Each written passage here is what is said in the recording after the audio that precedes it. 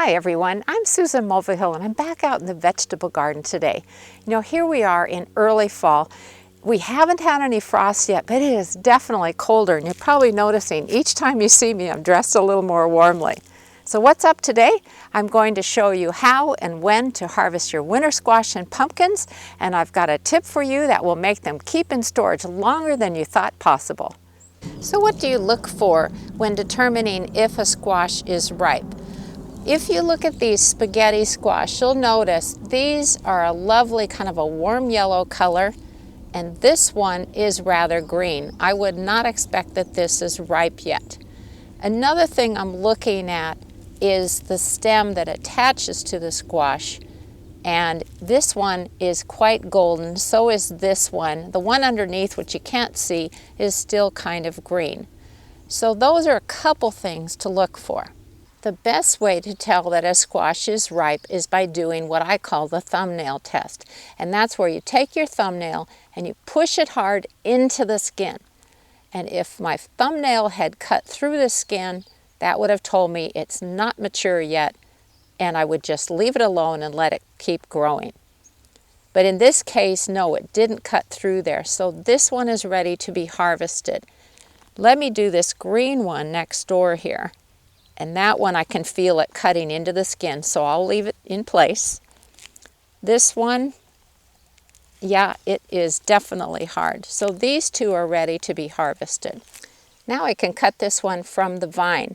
And it's really important to leave a couple of inches of stem attached to the squash.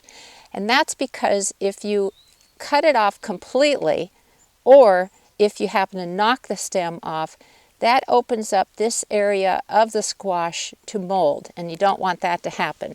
So I'm going to give it a good couple inches. This is my spaghetti squash harvest so far, and I still have 6 more on the vines that didn't pass the thumbnail test, which is certainly the gold standard of knowing when they're ripe. So I'm hoping they'll make it by the end of the season. Now there's 2 things I wanted to point out. This little squash has a couple of cracks in it, which is unusual. And even though they seem sealed over, I worry that this will not last very long in storage. And so I'll make sure that I eat it first. Also, if you accidentally knock a stem off of a squash, just make sure you eat it first too, and that way you're not losing anything or risking having it mold while it's in storage. Now, if your squash plants went absolutely nuts this season, and you have way more than you think you can eat, why not donate some of them to your local food bank? There are plenty of people in your community who would be tickled if you shared your harvest with them. This is a Cushaw winter squash, and this is my 2nd year of growing them, and I absolutely love them. I wanted to point out that they tend to have a pretty green stem, so again, you really want to rely on the thumbnail test. So let's see. Ooh, that feels pretty good. It didn't cut through the skin, so I can harvest it.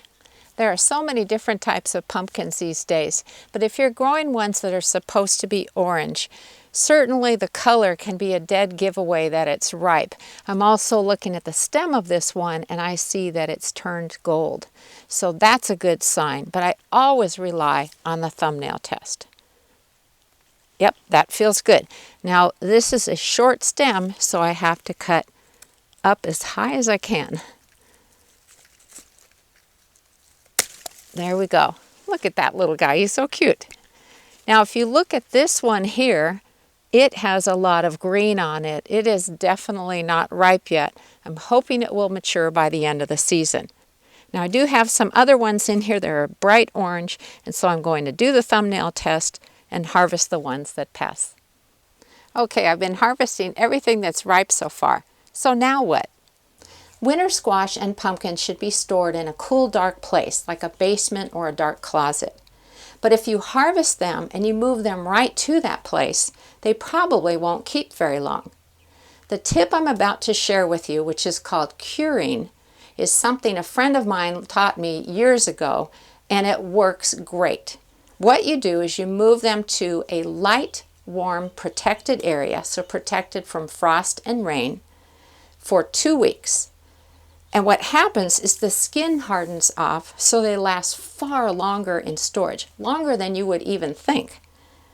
I'm using our little unheated greenhouse, which works great, but you could certainly put them in a sunny porch or inside a sliding glass window if it gets a lot of sunlight on it.